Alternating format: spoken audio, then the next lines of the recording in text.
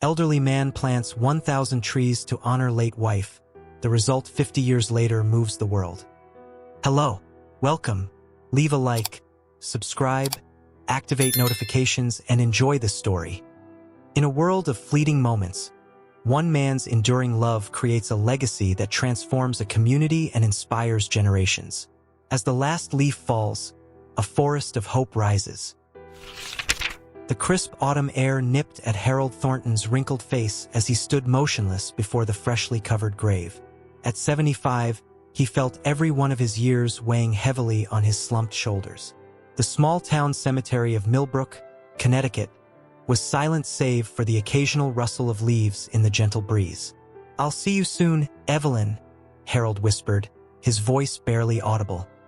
His arthritic fingers traced the cold stone of the headstone, lingering on the engraved name of his wife of 50 years.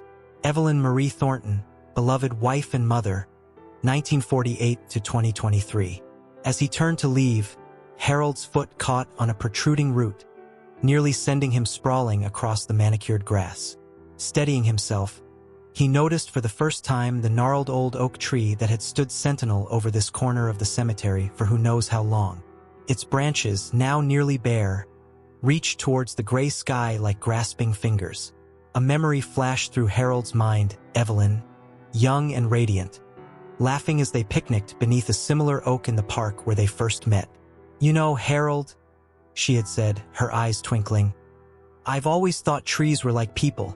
They start small, grow strong with care, and leave a legacy long after they're gone." Harold's eyes misted over as he ran his hand along the rough bark of the old oak. In that moment, a seed of an idea began to take root in his mind, as stubborn and determined as the man himself. The drive home was a blur of colorless suburbia and strip malls. Harold barely registered the world outside his old Buick, his mind consumed with memories and the glimmer of a purpose he hadn't felt in years. As he pulled into the driveway of the modest home he and Evelyn had shared for decades, he noticed for the first time how barren their yard looked compared to the lush gardens Evelyn had once tended with such care. Inside, the house felt cavernous and empty. Harold moved from room to room, touching Evelyn's things: her favorite teacup, the worn cookbook passed down from her grandmother, the half-finished knitting project still sitting in her chair. Each item was a bittersweet reminder of the life they had built together and the void her passing had left. As evening fell, Harold found himself in his study, surrounded by dusty books and faded photographs. His eyes fell on an old nature guide, its spine cracked from years of use. With trembling hands, he pulled it from the shelf and began to flip through the pages, stopping at a section on native trees of New England. Harold's mind raced as he scribbled notes, his handwriting shaky but determined. Oak, maple, birch, pine, the names of trees he had taken for granted all his life now filled him with a sense of possibility. As the clock struck midnight, Harold looked up from his work, surprise etching his weathered features. For the first time since Evelyn's diagnosis, he had lost track of time, consumed by something other than grief. A small smile tugged at the corners of his mouth as he whispered into the quiet room, "Well, my dear, it seems we're not done yet. We've got some planting to do." Little did Harold know that his late-night inspiration would be the first step in a journey that would not only change his life but touch countless others in ways he could never have imagined. As he finally made his way to bed, the seed of an idea had already begun to sprout, reaching towards a future filled with unexpected growth and renewal. The following morning, Harold awoke with a sense of purpose he hadn't felt in years. The grief was still there, a dull ache in his chest, but it was now accompanied by a flicker of determination. He dressed quickly, forgoing his usual leisurely breakfast routine. As he stepped out onto his front porch, the cool morning air filled his lungs. Harold's eyes swept across the street, taking in the neat rows of houses with their manicured lawns. Something was missing, he realized. The neighborhood lacked the vibrant canopy of trees he remembered from his youth. With a newfound energy, Harold climbed into his old Buick and set off towards the Millbrook Town Hall. The streets were quiet, most folks still asleep on this early Saturday morning. As he drove, Harold couldn't help but notice the patches of bare earth and treeless lots that dotted the landscape. "Morning, Mr. Thornton," greeted Sally, the young receptionist at the town hall. Her eyes widened slightly at the sight of the elderly man, a stark contrast to his usual shuffling visits to pay property taxes or attend the occasional town meeting. "Good morning, Sally," Harold replied, his voice gruff but tinged with an excitement that made the young woman lean in curiously. "I need to speak with someone about planting trees on public land." Sally's brow furrowed. "Well, that would probably be Mr. Jenkins in the Parks and Recreation Department. But he's not usually in on Saturdays." "Is his office open?" Harold asked, already moving towards the hallway. "I'll just leave him a note then." Before Sally could protest, Harold had disappeared down the corridor. He found the office easily enough, slipping a hastily scribbled note under the door before making his way back to the reception area. "Thank you, Sally," he said with a nod, leaving the bewildered receptionist staring after him as he strode out of the building with more pep in his step than she'd ever seen. Harold's next stop was Millbrook Nursery and Garden Center. As he walked through the aisles of saplings and seedlings, he felt a warmth spreading through his chest. He could almost hear Evelyn's voice, gently guiding him towards the native species she had always preferred. "Can I help you, sir?" A young man in a green apron approached, eyeing the elderly customer with a mix of curiosity and concern. Harold cleared his throat. "Yes, I'm looking to buy some trees. A lot of trees, actually." The employee, whose name tag read Jake, raised an eyebrow. "How many are we talking about?" "Well," Harold paused, considering. "Let's start with 100, of various kinds. Native to the area, of course." Jake's jaw dropped slightly. 100 trees? That's quite a project, sir. Are you sure you don't want to start smaller?" Harold's eyes twinkled with a mischief that had been absent for far too long. "Young man, when you get to be my age, you learn that there's no time like the present. Now, can you help me with this order or not?" As Jake scrambled to process the unusual request, Harold felt a surge of excitement. This was only the beginning, he knew. 100 trees was just the start of something much bigger. By the time Harold left the nursery, he had not only placed an order for 100 saplings but had also signed up for a series of workshops on tree planting and care. As he drove home, his mind was alive with plans and possibilities. That evening, as Harold sat in his favorite armchair, he pulled out a small notebook and began to write. At the top of the page, in careful letters, he wrote, "Operation Evelyn's Forest, 1,000 trees." He looked up at the framed photo of Evelyn on the mantelpiece, her smile as radiant as ever. "We're going to bring some life back to this town, my dear," he murmured. "And maybe, just maybe, we'll bring some life back to me too." As the sun set outside his window, casting a warm glow across the room, Harold felt a spark of hope ignite in his heart. The journey ahead would be long and challenging, but for the first time since Evelyn's passing, he felt ready to face it. Little did he know that his simple act of planting trees would soon blossom into something far beyond his wildest dreams, touching lives and changing his community in ways he could never have imagined. The following weeks saw Harold Thornton transform from a reclusive widower into a man on a mission. His garage, once a shrine to forgotten hobbies and dusty memorabilia, now resembled a makeshift nursery. Rows of seedlings in small pots lined every available surface, their tender leaves reaching towards the sunlight streaming through the windows. Harold's daily routine had shifted dramatically. Mornings were spent tending to his growing army of saplings, afternoons dedicated to scouting potential planting locations around Millbrook, and evenings poring over books on arboriculture and local ecology. The grief that had threatened to consume him was now tempered by a sense of purpose that grew stronger with each passing day. However, Harold's newfound passion wasn't without its challenges. On a crisp Monday morning, he found himself once again at the Millbrook Town Hall, this time face-to-face with Mr. Jenkins, the head of the Parks and Recreation Department. "Mr. Thornton," Jenkins began, his voice a mixture of exasperation and forced politeness, "while we appreciate your enthusiasm, we simply can't allow private citizens to plant trees willy-nilly on public land. There are procedures, regulations, Regulations, Harold interrupted, his bushy eyebrows furrowing. You mean the same regulations that allowed the Thompson property to be clear-cut for that eyesore of a mini-mall? Jenkins shifted uncomfortably in his seat. That was a different situation entirely. Look, Mr. Thornton, I understand you're going through a difficult time, but this isn't about me, Harold cut in, his voice sharp. This is about Millbrook, about leaving something better for the next generation. When I was a boy, you could walk down Main Street under a canopy of elms. Now, it's all concrete and power lines. The two men stared at each other across the desk, the silence heavy between them. Finally, Jenkins sighed, running a hand through his thinning hair. I'll tell you what, Mr. Thornton. Why don't you start with your own property? Show us what you can do. If it goes well, maybe, and I stress maybe, we can discuss a small pilot program in one of the parks. Harold nodded, a glimmer of victory in his eyes. It wasn't everything he wanted, but it was a start. As he left the office, he overheard Jenkins muttering to his secretary. Keep an eye on Old Man Thornton.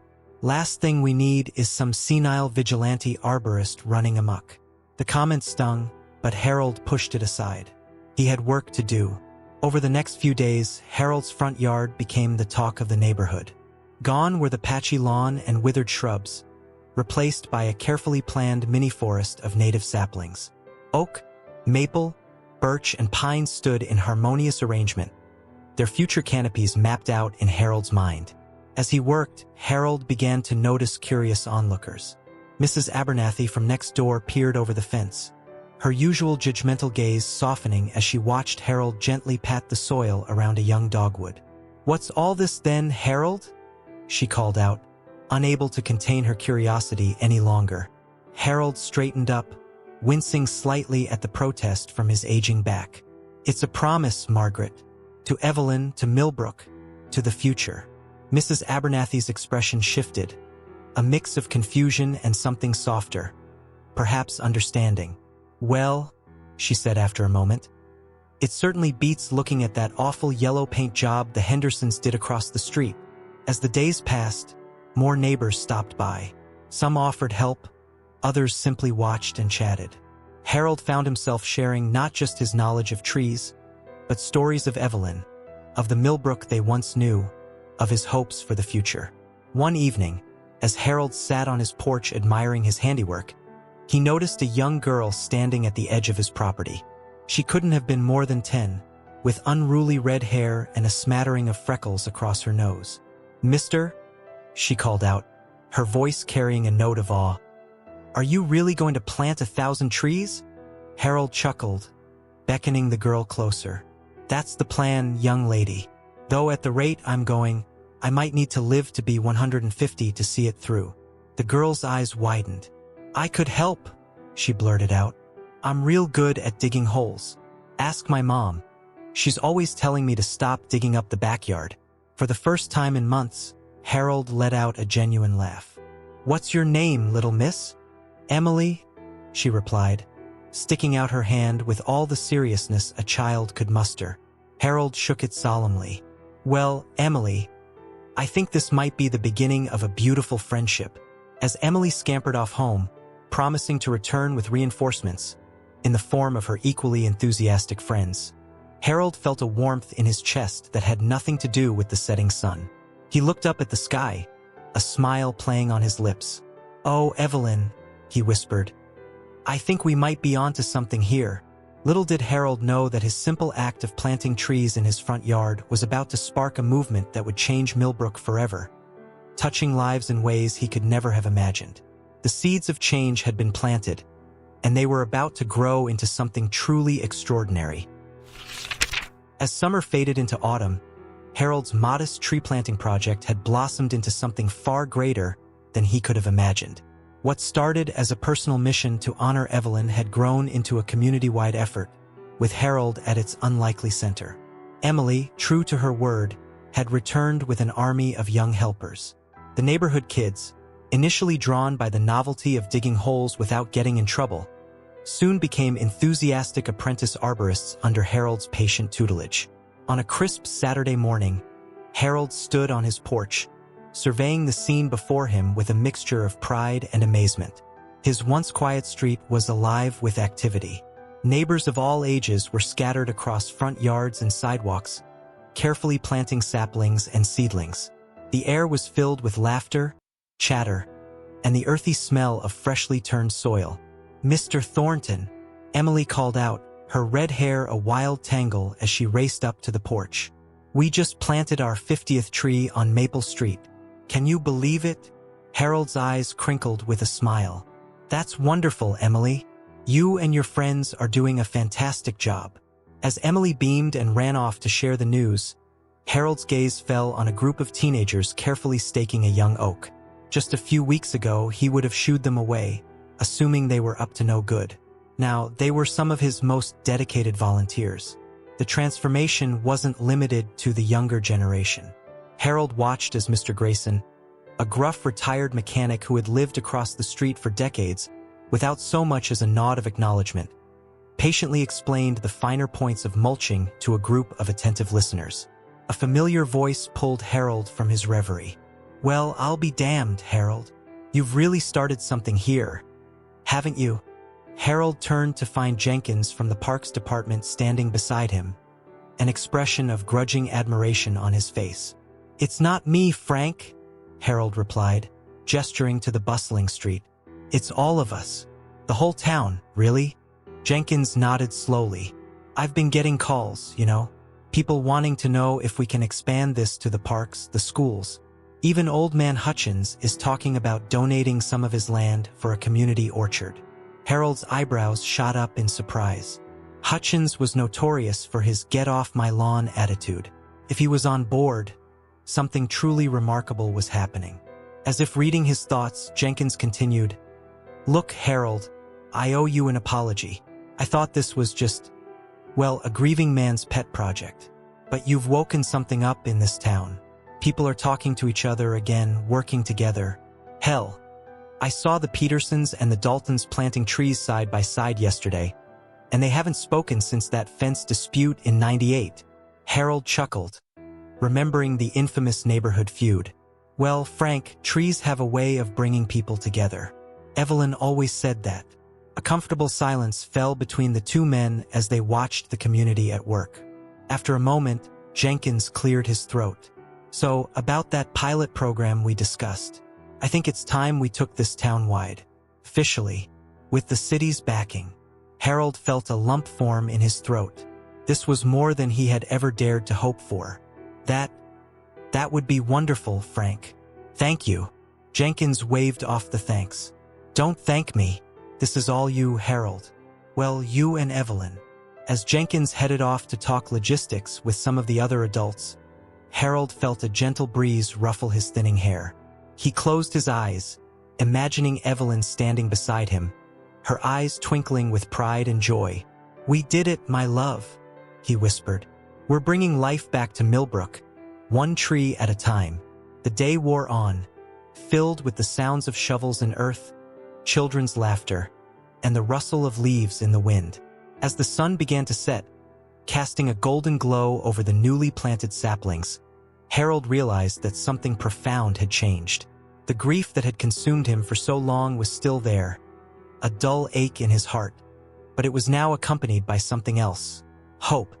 He looked out at the transformed street, at the people coming together in a way he hadn't seen in years, and felt a sense of purpose stronger than ever before. This was more than just planting trees. It was about nurturing connections, growing community, and sowing the seeds of a better future. As Harold made his way back inside, his aging bones weary but his spirit invigorated, he knew that this was just the beginning. The roots of change had taken hold in Millbrook, and the growth that would follow promised to be more beautiful and far-reaching than anyone could have imagined. As winter descended upon Millbrook, the tree-planting initiative faced its first real challenge. The enthusiasm of the warmer months gave way to the harsh realities of New England's cold season. Harold found himself grappling not only with protecting the newly planted saplings from frost, but also with maintaining the community's momentum. One blustery December morning, Harold trudged through the snow-covered streets, checking on the young trees. His breath came out in small puffs of white as he carefully adjusted the protective coverings around a cluster of maples. Despite the cold seeping through his gloves, a warm sense of pride filled him as he noticed the small buds already forming on some of the hardier specimens. "Mr. Thornton," a voice called out, interrupting his inspection. Harold turned to see Emily running towards him, her cheeks red from the cold. "Mr. Thornton, we've got trouble." Harold's brow furrowed with concern. "What's wrong, Emily?" Catching her breath, Emily explained, "It's the new shopping center they're building on Oak Street. They're cutting down all the old trees, even the big oak that's been there forever." Harold felt his heart sink. The Oak Street development had been a point of contention in town for months. Despite the growing support for green spaces, the promise of jobs and increased tax revenue had swayed the town council to approve the project. "We can't let them do it, Mr. Thornton," Emily pleaded, her eyes wide with determination. "We have to save those trees." Harold placed a comforting hand on Emily's shoulder. "You're right, Emily. We can't just stand by. But we need to be smart about this. Fighting the law won't help our cause." As they made their way back to Harold's house, his mind raced with possibilities. By the time they reached his front porch, a plan was beginning to form. Over the next few days, Harold's living room became the unofficial headquarters of Operation Save Oak Street. The core group of tree enthusiasts gathered around his old dining table, poring over town zoning laws, environmental regulations, and historical records. "Look at this," Jake from the nursery exclaimed, pointing to an old photograph.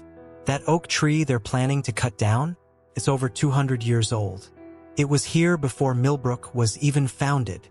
Mrs. Abernathy, who had become one of Harold's staunchest supporters, nodded sagely. "That's got to count for something. Surely we can get it declared a historical landmark or something." As the group debated strategies, Harold noticed Emily sitting quietly in the corner, her young face scrunched in concentration as she sketched in a notebook. "What have you got there, Emily?" Harold asked gently. Emily looked up, a spark of excitement in her eyes. "I have an idea, Mr. Thornton. What if we don't just try to stop them from cutting down the trees? What if we show them a better way?" She turned her notebook around, revealing a detailed drawing of the proposed shopping center, but with a twist. In Emily's version, the development was integrated seamlessly with the existing trees, creating a unique, eco-friendly space that preserved the natural beauty of the area while still allowing for commercial development. The room fell silent as everyone leaned in to look at Emily's sketch. Harold felt a swell of pride and hope. "Emily," he said, his voice thick with emotion, "I think you might have just saved Oak Street." The next week was a whirlwind of activity. Harold, with Emily's drawing in hand, arranged meetings with the developers, town council members, and local business owners. The community rallied behind the plan, flooding town hall meetings and organizing peaceful demonstrations to show their support. It wasn't an easy battle. There were heated arguments, tense negotiations, and moments when Harold felt the weight of his years bearing down on him. But with each setback, he remembered Evelyn's unwavering belief in the power of persistence and community. Finally, after what felt like an eternity of back and forth, a compromise was reached. The developers agreed to modify their plans, incorporating Emily's vision of a green shopping center that preserved the old oak and integrated new plantings throughout the complex. As Harold stood before the town council, listening to the mayor announce the new plan, he felt a mixture of exhaustion and elation. The room erupted in cheers, with Emily and her friends leading the celebration. Later that evening, as Harold sat on his porch watching the sunset, he reflected on how far they had come. What had started as a personal tribute to Evelyn had grown into a movement that was reshaping the very fabric of Millbrook. A gentle breeze rustled through the young trees in his yard, and Harold could almost hear Evelyn's voice on the wind. "You've done good, my love," it seemed to say, "but your work isn't finished yet." Harold smiled, his eyes misty with unshed tears. "No," he whispered to the fading light. "I suppose it isn't." As night fell over Millbrook, the old oak on Oak Street stood tall, its branches reaching towards the stars. It had weathered countless storms over its 2 centuries of life, and now, thanks to the efforts of an unlikely group of tree enthusiasts led by a grieving widower and an imaginative young girl. It would continue to stand as a symbol of resilience, community, and hope for generations to come. Little did Harold know that the battle for Oak Street was just the beginning of a journey that would not only transform Millbrook but inspire communities far beyond its borders. As spring blossomed in Millbrook, news of the town's transformation began to spread beyond its borders. What had started as one man's tribute to his late wife had grown into a movement that was catching the attention of environmentalists, urban planners, and media outlets across the country. One sunny April morning, Harold was tending to a young elm in his front yard when a sleek car pulled up to the curb. A woman in a crisp suit stepped out, her heels clicking on the sidewalk as she approached. "Mr. Thornton?" she called out. "I'm Jessica Chun from the National Urban Forestry Coalition. We've been hearing a lot about what's happening here in Millbrook." Harold straightened up, brushing soil from his hands. "Well, it's not just me, Miss Chun. It's the whole town, really." Jessica smiled warmly. "That's exactly why I'm here, Mr. Thornton. We believe Millbrook could serve as a model for other communities across the country. Would you be willing to share your story at our annual conference next month?" Harold's eyes widened in surprise. "Me? Speak at a conference?" The thought of addressing a crowd of experts made his palms sweat. But then he remembered Evelyn's voice in his ear, always encouraging him to step out of his comfort zone. I suppose I could give it a try," he said hesitantly. Over the next few weeks, Harold worked tirelessly with Jessica and the local team to prepare for the conference. Emily and her friends helped him create a vibrant presentation showcasing Millbrook's journey, complete with before and after photos and testimonials from community members. As the day of the conference approached, Harold found himself on a plane for the first time in decades, his heart racing with a mixture of excitement and nerves. The conference center in Chicago was a far cry from the quiet streets of Millbrook, but as Harold took the stage, he felt a sense of calm wash over him. "Ladies and gentlemen," he began, his voice steady, "I'm here to tell you a story about love, loss, and the power of a community coming together." For the next hour, Harold captivated the audience with tales of Millbrook's transformation. He spoke of the initial resistance, the pivotal moment with the Oak Street development, and the unexpected ways in which the tree planting initiative had brought the town together. As he concluded his speech, Harold's voice cracked with emotion. "My wife Evelyn always said that the best time to plant a tree was 20 years ago. The second best time is now. Well, folks, now is our time." The room erupted in a standing ovation. Harold blinked back tears as he saw the impact his words had made.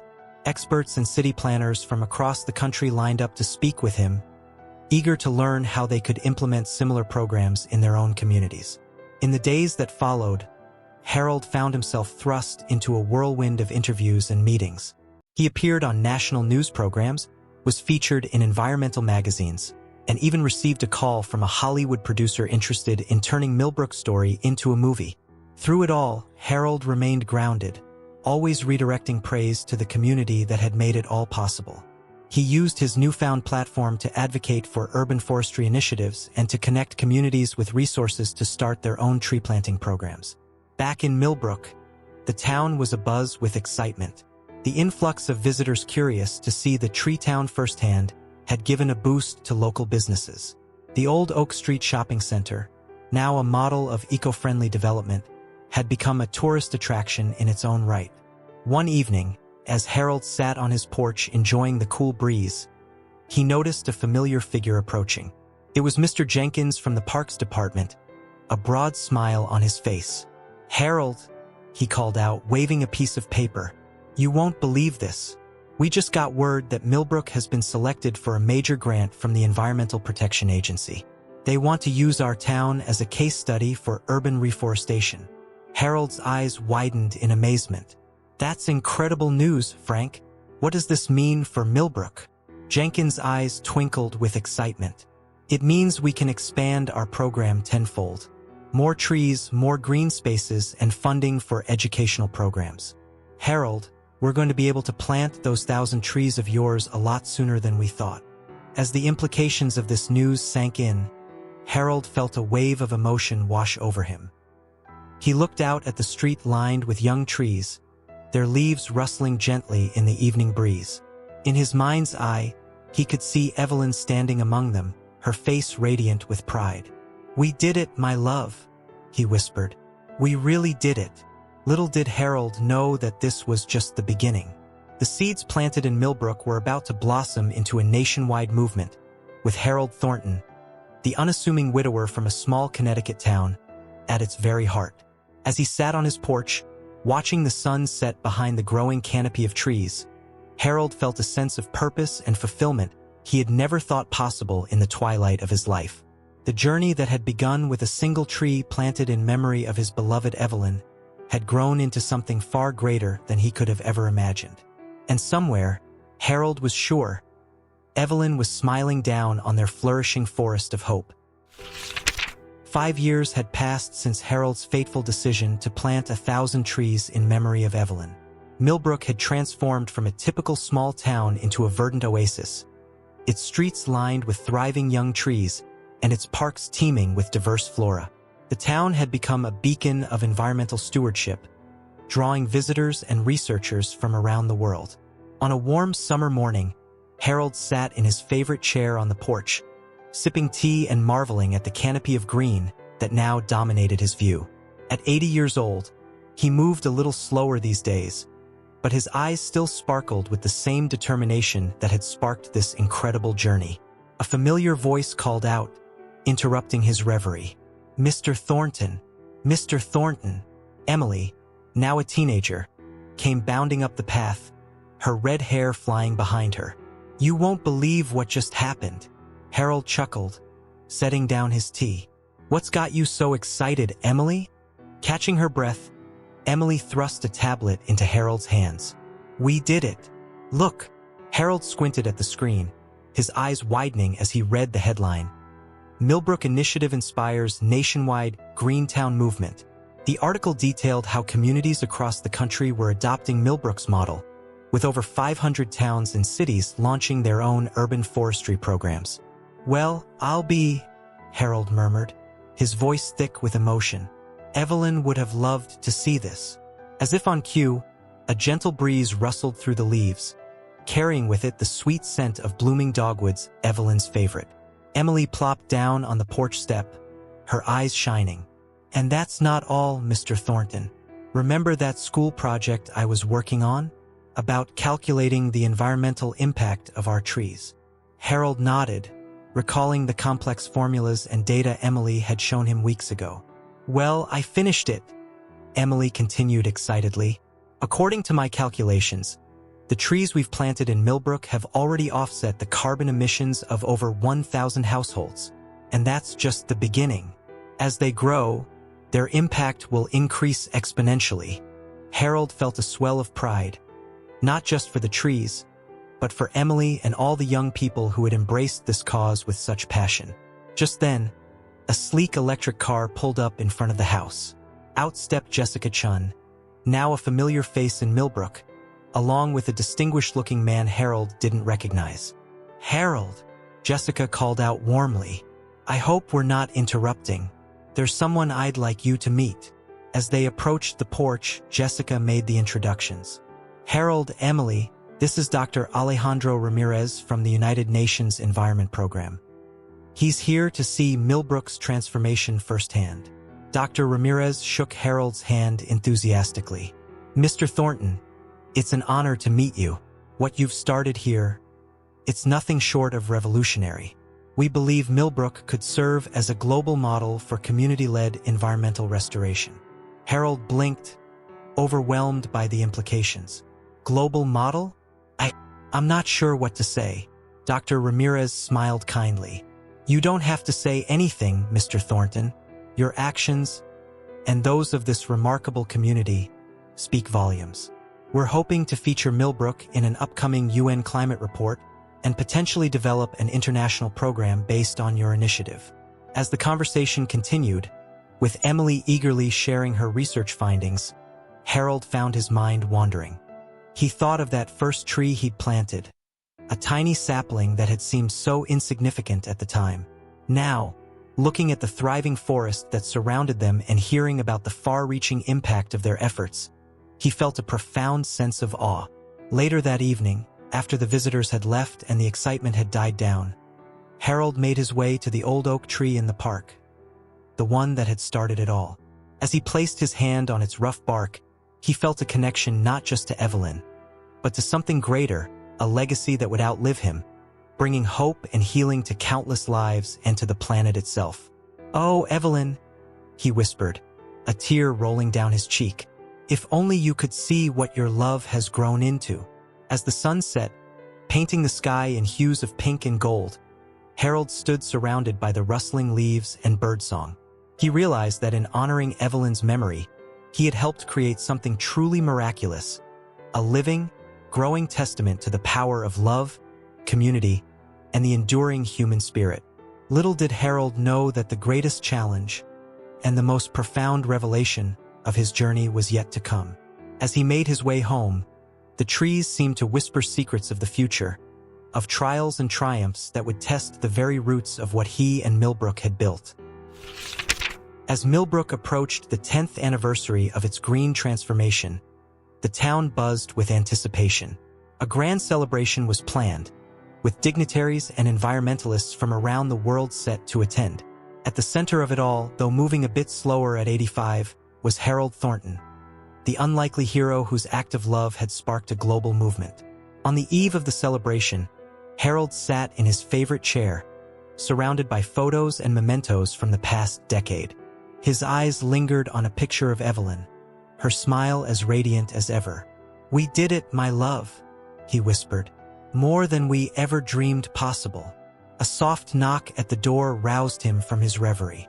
It was Emily, now a poised young woman studying environmental science in college. "Mr. Thornton," she said, her voice gentle. "It's time for your speech rehearsal." Harold chuckled, rising slowly. "Ah, Emily, always keeping me on track. What would I do without you?" As they worked through his speech, Harold felt a strange mix of pride and melancholy. He knew deep down that this might be his last major public appearance. His health had been declining, though he'd kept it largely to himself. The next morning dawned bright and clear.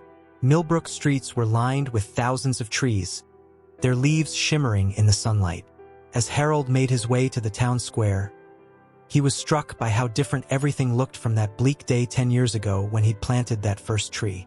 The ceremony was a blur of speeches, awards, and standing ovations. When it was finally Harold's turn to speak, a hush fell over the crowd. "Friends," he began, his voice wavering slightly. "10 years ago, I was a man lost in grief, planting a tree to remember the love of my life. I never imagined that single act would lead us here today."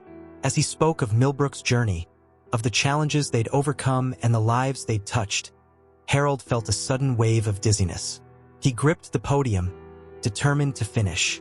But the true legacy of Millbrook isn't in the trees we've planted or the awards we've won. It's in the seeds of change we've sown in hearts around the world. It's in the young people like Emily, who will carry this mission forward long after we're gone. Harold's voice grew stronger as he reached his conclusion. "Evelyn once told me that the best time to plant a tree was 20 years ago, and the second best time was now. Well, my friends, our now was 10 years ago. And look at the forest that has grown. Imagine what forests will grow from the seeds we plant today." As the crowd erupted in applause, Harold felt his knees buckle. Emily was at his side in an instant, helping him to a chair as medical personnel rushed forward. In the hospital later that evening, Harold lay peacefully, surrounded by friends and community members. The doctor had been clear his heart was failing. But as Harold looked at the faces around him, he felt no fear, only a profound sense of gratitude. Emily sat by his bedside, holding his hand. "Mr. Thornton," she said, tears in her eyes, "we've just received word. The United Nations is launching a global initiative based on Millbrook's model. They're calling it the Thornton Project. Your legacy will live on, changing lives and healing the planet." Harold smiled weakly, squeezing Emily's hand. "No, my dear, it's our legacy, all of ours." As night fell, Harold asked to be alone. He gazed out the window at the town he'd helped transform, the trees silhouetted against the starry sky. He could almost see Evelyn standing among them, her arms outstretched, waiting. "I'm coming, my love," he whispered. "Our work here is done." Harold Thornton passed peacefully in his sleep that night. But in Millbrook and beyond, the forests he planted continued to grow, a living testament to the power of love, community, and one man's enduring legacy. In the years that followed, the Thornton Project spread across the globe, transforming cities, combating climate change, and bringing communities together. And in a small town in Connecticut, a mighty oak stood in the park, its branches reaching towards the sky, a silent sentinel watching over the flourishing forest that had grown from one man's grief and blossomed into hope for the entire world.